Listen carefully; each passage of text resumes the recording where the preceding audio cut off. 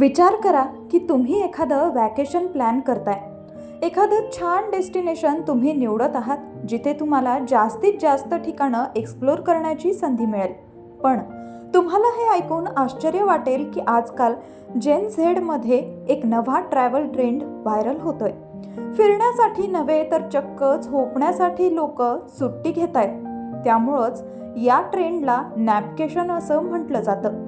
गेल्या काही वर्षात तरुणांमध्ये या ट्रेंडची लोकप्रियता वाढत आहे. स्लीप टुरिझम असंही याला म्हणतात.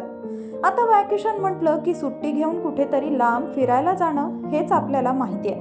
पण नॅपकेशन या उलट आहे.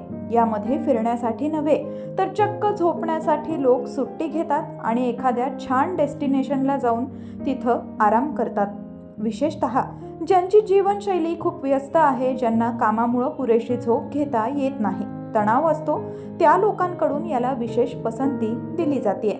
नॅपकेशन किंवा स्लीप टुरिझम ही आता काळाची गरज झाली आहे हेच ओळखून हॉटेल आणि रिसॉर्ट्सकडून देखील यासाठी विशेष ऑफर्स आणि सुविधा दिल्या जातात. त्यामुळं तुम्हालाही जर तुमच्या व्यस्त जीवनशैलीतून ब्रेक हवा असेल तर तुम्हीही एखादं नॅपकेशन नक्कीच प्लॅन करू शकता.